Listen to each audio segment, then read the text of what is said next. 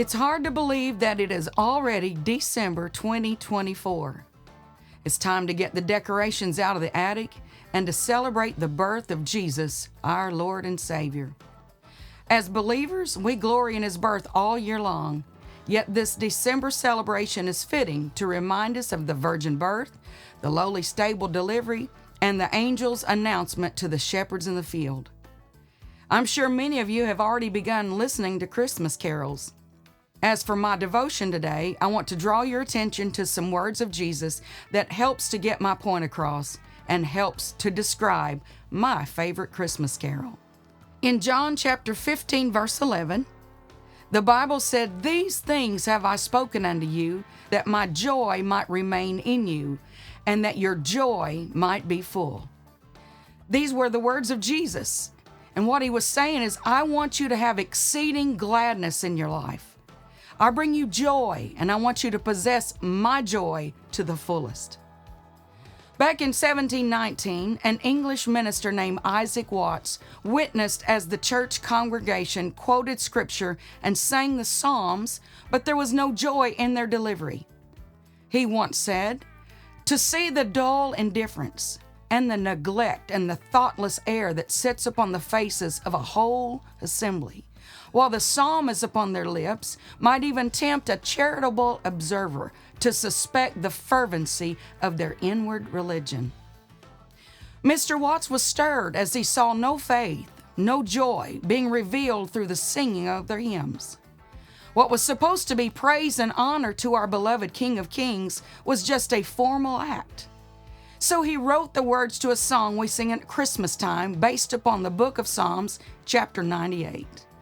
The first three scriptures read like this: "O sing unto the Lord a new song, for He hath done marvelous things. His right hand and His holy arm hath gotten Him the victory. The Lord hath made known His salvation. His righteousness hath He openly shewed in the sight of the heathen. He hath remembered His mercy and His truth toward the house of Israel. All the ends of the earth have seen the salvation of our God." Mr. Watts realized this passage of Scripture was prophecy of the coming of the Messiah and also of Christ's second coming, so he wrote down the words to one of the most published songs we know as "Joy to the World, the Lord is come. Let earth receive her King. Let every heart prepare Him room, and let heaven and nature sing." Ironically, Issac Watts didn't intend his lyrics to be a Christmas carol, but rather he wrote much of it about Christ's second coming. After all, there would be no second coming without the first arrival of the baby. The psalmist said in the remaining verses of chapter 98, "Make a joyful noise unto the Lord, all the earth. Make a loud noise and rejoice and sing praise. Sing unto the Lord with a harp and the voice of a psalm. With trumpets and sound of a cornet, make a joyful noise before the Lord the King. Let the sea roar, and the fullness thereof, the world and they that dwell therein. Let the floods clap their hands. Let the hills be joyful together before the Lord. For He cometh to judge the earth, with righteousness shall He judge the world, and the people with equity." Mr. Watts wrote about the need to be joyful concerning Christ appearing and His reign and return. He says, "Joy to the world, the Savior reigns. Let men their songs employ. While fields and floods, rocks, hills, and plains repeat the sounding joy. Repeat the sounding joy." Verse 3, he says, "No more let sin and sorrow grow, nor thorns infest the ground. For He comes to make His blessings flow, far as the curse is found." Yes, far as the curse is found. And I love verse 4.